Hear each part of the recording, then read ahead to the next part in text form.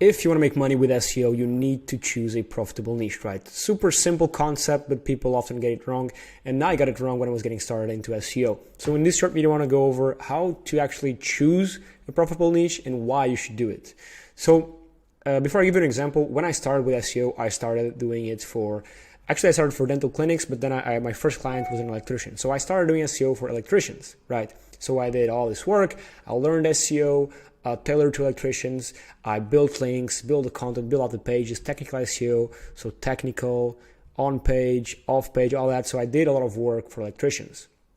Now came to find out that an electrician job, at least in Portugal, is 100, 200, maybe 300 euros, or I guess $300, whatever. And that's not much, right? Because if you're, for example, if you take and I have a video on this, if you're taking the route of the pay per lead, right? If you're getting a commission for a lead, or, I mean, because you can do, for example, you can have your site and you can rent out different pages to different electricians. Let's skip with the electrician example now. Or you can send the leads to their own site and then just pay per lead, get paid per lead. I have a video on this on the monetization part, but I want to just focus now, not on that. But yeah, so if you're taking a commission, a cut, or even if you're renting out the site, you couldn't rent it out for a very high value because electricians would, in theory, make less money than, for example, a lawyer. But I'll go over this in just a second. So that's my mistake, right? I ended up going with electricians, but then I realized that, I'm putting all this effort in and I'm making this much money. What if I put all these same efforts in different industries, right? And that's when I started going into the health industry with dental clinics, with plastic surgery clinics, where you'd put more or less the same effort, but the pay would be much, much higher because an electrician job, like I said, let's do $300 most, right?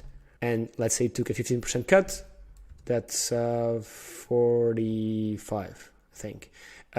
For a plastic surgery, let's do, I don't know, rhinoplasty, a boob job, whatever, that's 4.5, like 450. Bam. So it's 10 times more, right?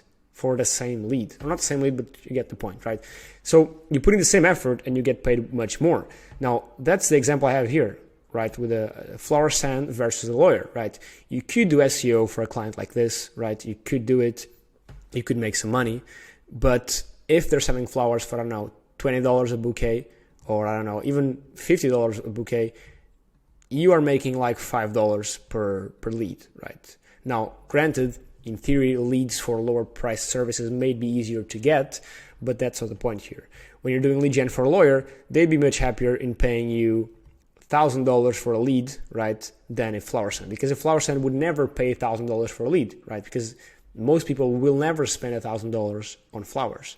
So that's the whole point here. Choosing a profitable niche from the start, because if you want to make money with SEO, you got to focus on businesses that bring a lot of money, so you can take your cut there. And some of these niches could be dentists, which I've done, plastic surgery clinics, which I recommend because often they're not very tech savvy, so you can actually get to some good money on here. And oftentimes, plastic surgery clinics, they're ran by the actual main surgeon. At least that's what I've found, or at least a small team, so it's easier to get your foot in the door. Whilst with law firms, usually there's a lot of people, a lot of bureaucracies here, and it's quite hard or a bit harder to get the foot in the door. So this one has proven to be a good thing. Cosmetic clinics, again, lawyers, wedding planners, so again, you can tackle the flower market with this, but of course it's much higher values. Luxury, anything, essentially luxury cars, luxury houses, luxury wherever. You can use ChatGPT for this. It's great. A great use of ChatGPT for SEO is finding profitable niches, right? Ask it, give me 10 niches where the average order value or the lifetime value of a customer is higher than $10,000, right? And lifetime value is essentially, if you do a ladder here, that's time, that's money. Sorry for my writing, that's money, and that's time. For a flower stand, a customer would buy a flower for $5, maybe they'll come next year, or maybe on their wife's anniversary, buy another flower for $10, right?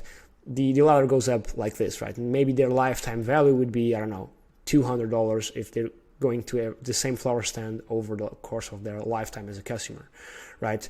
For a plastic surgery clinic, I mean, it would start up here at $3K, right? And then if things go well, right, with a lawyer, with anything cosmetic, dentist, all that, if things go well, most likely you're going to return to that same clinic to do the do Botox, do whatever, right? If a lawyer gives you a good job, I guess, you'd go back to that lawyer again because no one trusts him, right?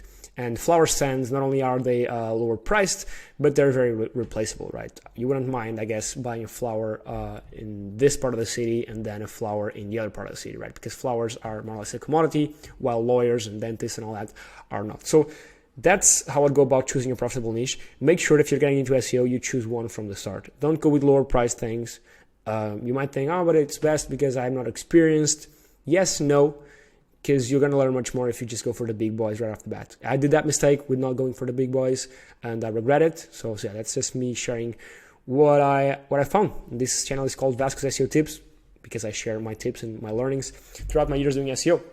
That's it. Thank you so much for watching. Before I go, I do want to, of course, promote 3 things. The first one is if you are doing SEO, you probably need a rank tracker tool, a tool to track your SEO efforts. And this little tool, which I'll leave a link in the description, gives you access to a bunch of information, a bunch of SEO data, top keywords, backlinks. You can even add a competitor's URL here and track their backlinks so you can copy them, top pages, competitors, all that. Also, as a rank tracker embedded, you can add a bunch of keywords here, track them by location, by language, by all the different Google. So if you have any clients, you can add them on here.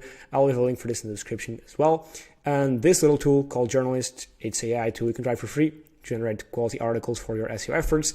And of course, finally, Vetted, the best place in the world to hire pre-vetted SEO professionals. You can hire them for their skills and time. You can book consulting calls with them. You can hire these productized services. Yeah, that's it. Thank you so much for watching. Like, subscribe, and I'll see you on the next one. Cheers.